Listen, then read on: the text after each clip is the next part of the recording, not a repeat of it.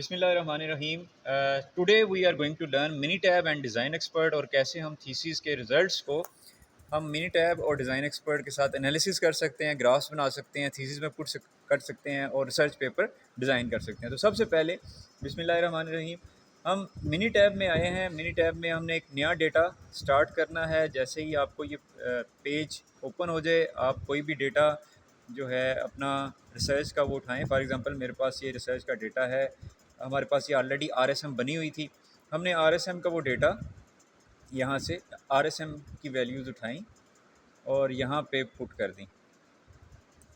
ठीक है, ये हमारे पास आरएसएम आ गई। अब इसके कॉलम हेड्स आपको यहाँ पे मेंशन करने हैं। कॉलम हेड्स हमारे पास हैं टेम्परेचर, सबस्ट्रेट, पीएच और इंक्यूबेशन। यही हम इधर मेंशन कर लेते हैं, टेम्परेचर, सबस्ट्रेट, पीएच और इंक्यूबेशन। ओके, देन हमें एक और कॉलम जनरेट करना है रिजल्ट्स का। रिजल्ट्स हमारे पास एंजाइम एक्टिविटी की फॉर्म में आए हैं, तो हम यहाँ पे लिख लेते हैं एक्टिविटी।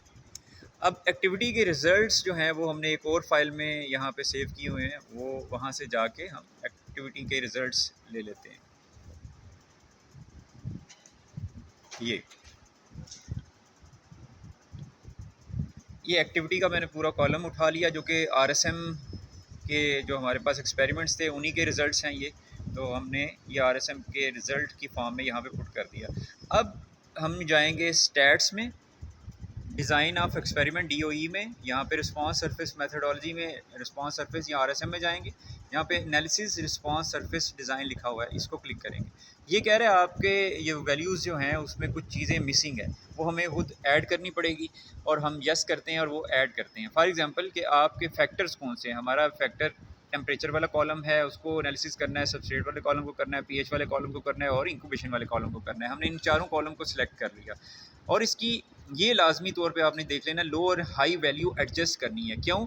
क्योंकि आपने जब आरएसएम शुरू में बनाया था उसमें लो एंड हाई वैल्यू आपको सेव करके रखनी थी, और यहाँ पे देखें एक automatically generated low and high value बन गई हैं, ये आपने यूज़ नहीं करनी। अब दोबारा हम अपने सेव डेटा में जाएंगे और वहाँ पे ढूंढेंगे जहाँ हमने आरएसएम बनाया था, तो हमने कौन सी लो और हाई वैल्यू रखी थी। यहाँ पे ये लो एंड हाई वैल्यू मैंने सेव करके रखी थी।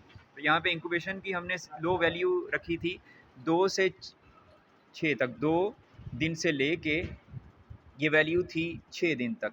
तो ये हमने पुट कर लिया 2 से 6 दिन तक। नेक्स्ट